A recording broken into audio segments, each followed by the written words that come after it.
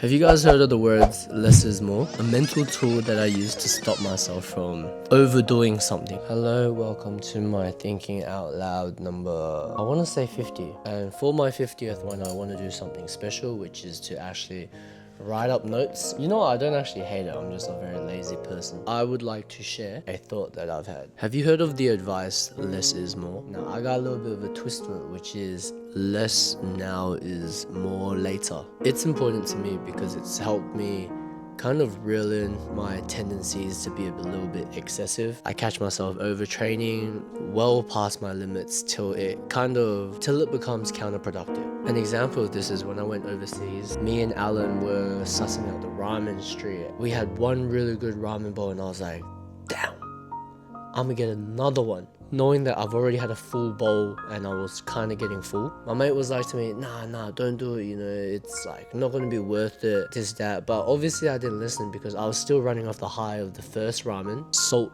broiled ramen, which was so good. But in Japan, I really wanted to try the tonkatsu as well, so I went straight at it, walked not even 20 steps next door, bought my next ramen. Now, as I was eating it, it was still good, but in the end I was so full, and it was like all of a sudden I've just rewritten the taste of the original good ramen that I had without savoring it properly. I think if I just had that salt broiled ramen and just enjoyed it and savored the taste for the day, my next ramen would have been just as good.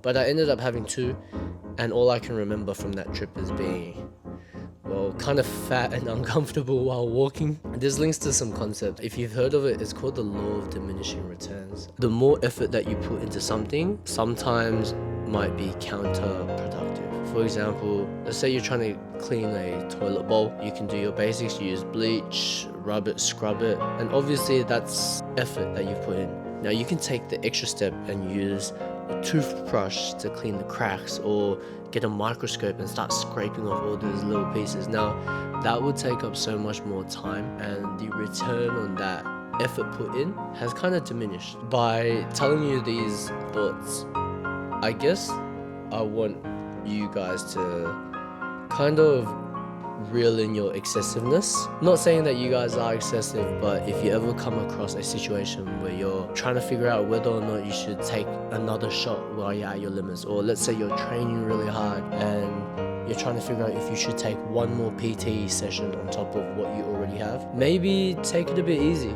reel back a bit, try and get as much return on value, because the more time you put in, the more effort sometimes will just go to a very minuscule improvement which you could have used to rest, recover, or do something useful. Well, if we also, I'm gonna take a look on the other side as well, which is more.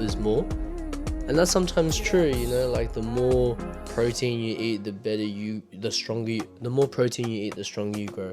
Or the harder you train and the more you train, the better you'll get compared to someone that doesn't train as much. But I think knowing your limits is quite important, because yes, you can surpass your limits, but if you surpass them and you end up burning out or causing injury to yourself, the return on that is not worth it. In conclusion, I think less now means more later. Less hard sparring now means I can spar for longer and not lose a lot of my brain cells. Less drinking and partying now means that I can spread my parties and my concerts and raves across a longer period in time, because in the end we do want to live a long time. A lot of people do say I'm here for a good time, not a long time, but why not have a good time for a long time?